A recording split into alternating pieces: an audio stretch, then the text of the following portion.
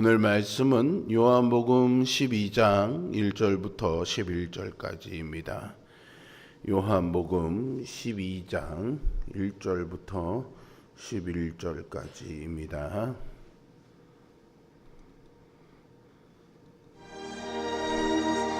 유월절 엿새 전에 예수께서 베다니에 이르시니 이곳은 예수께서 죽은 자 가운데서 살리신 나사로가 있는 곳이라. 거기서 예수를 위하여 잔치할세 마르다는 일을 하고 나사로는 예수와 함께 앉은 자 중에 있더라.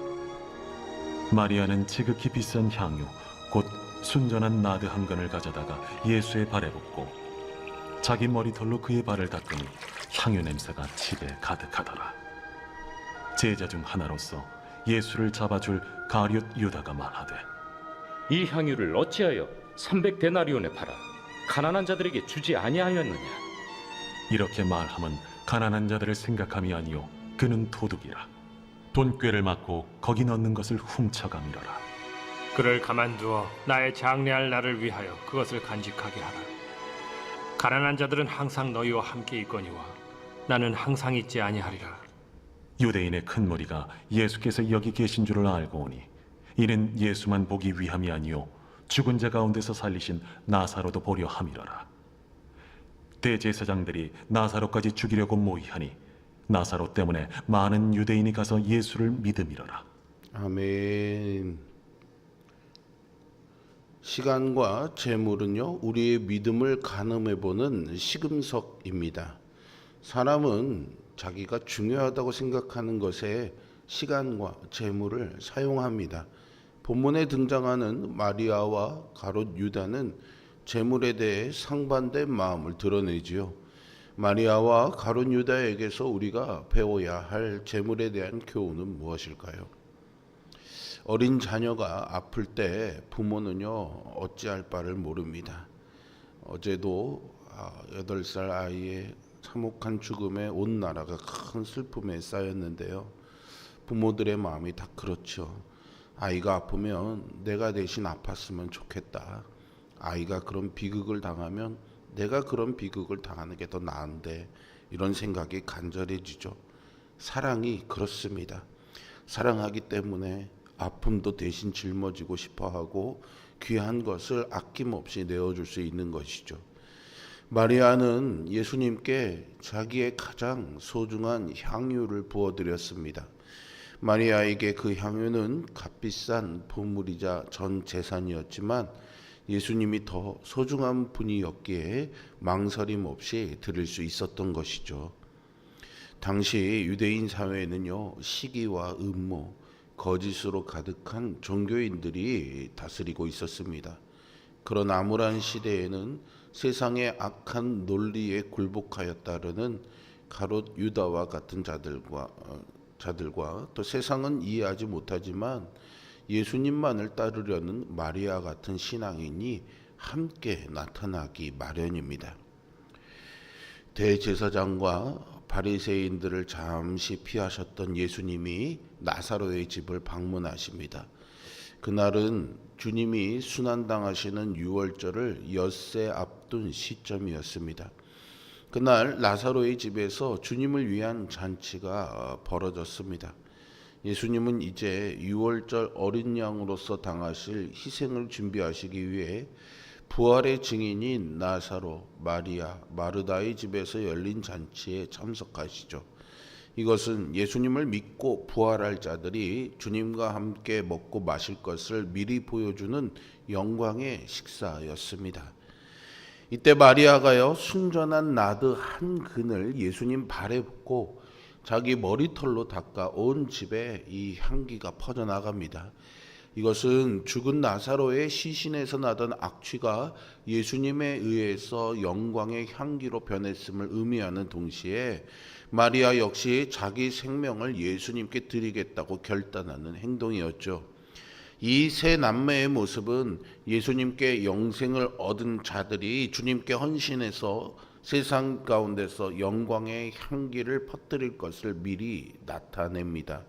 우리도 주님과 함께 영광 가운데 교제하며 세상에 주님의 향기를 퍼뜨리는 삶을 살아야겠습니다. 그런데 유대교 지도자들이 예수님을 비판했듯이 제자 가운데 가룟 유다가 마리아를 비판하기 시작합니다. 이것은 마치 유대교 지도자들이 성전의 돈괴를 막고 말로는 가난한 자들을 구제한다 하면서 정작 자기들의 배만 불리는 모습과 일치합니다. 그 향유는 300데나리온 이상 되는 것으로 숙련된 노동자의 1년치 품삯에 해당하는 값비싼 것이었습니다. 예수님을 제외한 모든 사람이 이런 마리아의 행동을 의아하게 생각했죠. 다들 값비싼 향유를 허비했다 생각했을 것입니다. 이것을 아신 예수님께서요, 마리아의 행동이 당신의 장래를 위한 것임을 밝히시면서 그것을 간직하게 하라, 곧 이 사건을 기억하게 하라고 하십니다. 그리고 가난한 자들은 항상 너희와 함께 있다라고 하시는데요, 이것은 자기 것으로 가난한 자들을 돕지 않으면서 다른 이들의 헌신을 비판하는 행태를 꼬집은 것입니다. 그런데 우리 역시 이런 위선적인 모습이 없다 자신할 수가 없습니다. 우리 모두 어떤 면에서는 어느 정도 위선적인 신앙의 모습을 보입니다. 삶으로 나타나는 것이 참된 믿음이죠. 위선적인 신앙의 모습을 회개하고 참된 믿음의 삶으로 나아가는 우리 모두가 되기를 바랍니다. 마리아는 제자들도 전혀 간파하고 있지 못했던 주님의 죽음을 내다보고 있습니다. 마리아가 사용한 향유 한 근은 아마도 그의 전 재산이었을지도 모릅니다. 하지만 예수님이 그녀에겐 재물보다 더 소중한 분이었기에 아낌없이 이 값진 향유를 예수님을 위해서 사용했던 것이죠. 한국노동연구원이 발표한 통계에 따르면요, 자녀가 태어나서 대학을 졸업할 때까지 양육비로 평균 3억 5천만 원 정도가 든다고 합니다. 자녀를 향한 사랑 때문에 부모는 이런 거금을 자녀를 위해 기꺼이 사용하죠. 사실은 얼마가 드는지 계산도 하지 않습니다. 재물을 사용하는 곳이 우리의 마음이 머무는 곳입니다. 우리가 하나님께 드리는 예물에 주님을 향한 우리의 감사와 사랑이 담겨 있다는 사실을 잊지 마십시오. 기꺼이 그리고 아낌없이 하나님께 감사와 사랑을 드려야 하겠습니다. 마리아의 행동을 비난한 사람은 바로 가룟 유다입니다. 그는 마리아가 귀한 향유를 예수님의 발에 부어 낭비했다고 비난했습니다. 향유를 팔아서 가난한 자들을 도왔다면 훨씬 유익했을 텐데 왜 그렇게 허비했냐고 책망하죠. 하지만 오늘 요한복음을 써나가는 사도 요한은 그가 가난한 사람을 위하는 선한 자가 아니라 돈을 탐하는 자라 고발하고 있습니다. 유다는 이 탐욕 때문에 예수님을 배신하죠. 탐욕에 사로잡혀 있었기에 예수님의 죽음을 준비하기 위해 향유를 바른다는 것을 전혀 알아챌 수 없었던 것입니다.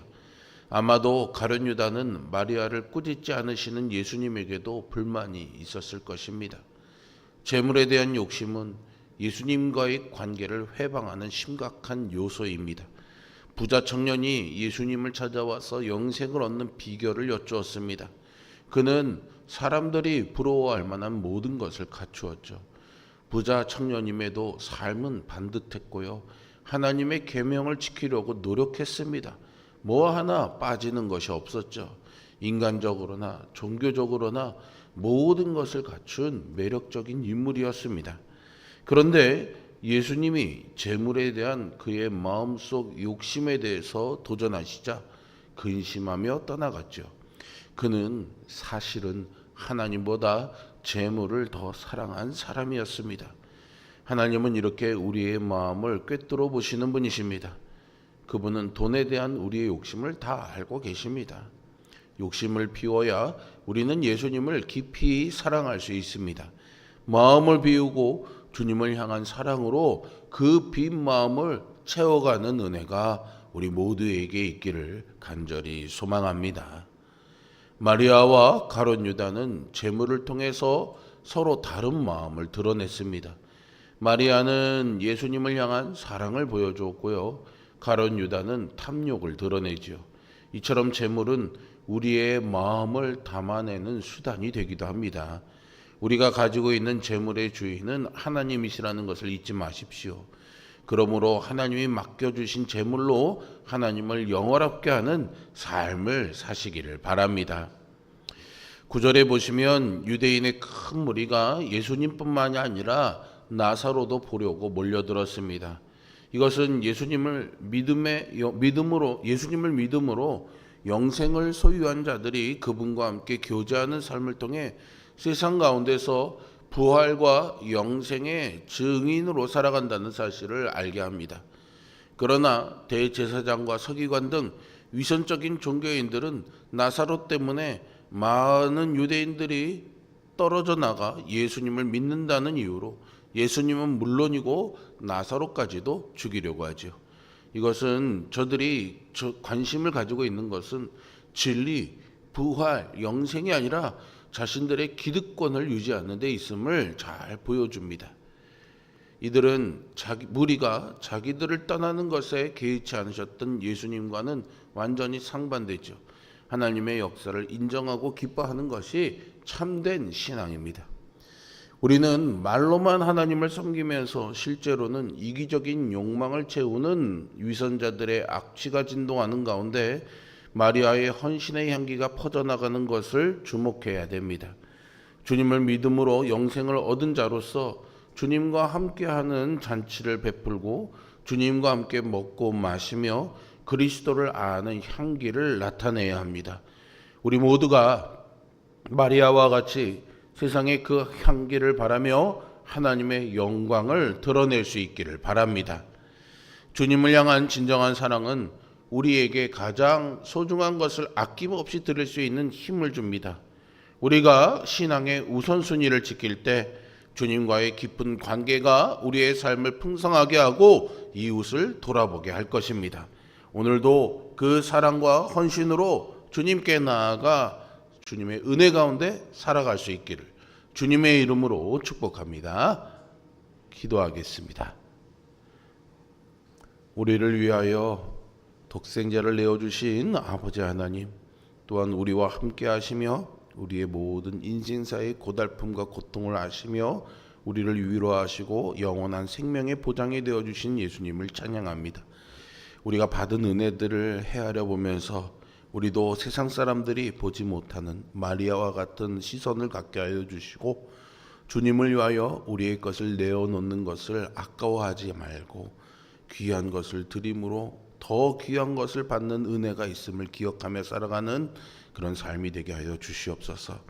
우리의 삶이 탐욕과 욕심으로 인한 악취가 나는 삶이 되지 말게 하여 주시고 주님을 위하여 내어놓는 것으로 인해서 거룩한 향기가 나는 삶이 되게 하여 주시어서 주님이 우리에게 주신 부활과 영생의 은혜를 증거하는 그런 삶을 살아가는 우리 모두가 되게 하여 주옵소서. 예수 그리스도의 이름으로 기도합니다. 아멘. 하늘에 계신 우리 아버지, 아버지의 이름을 거룩하게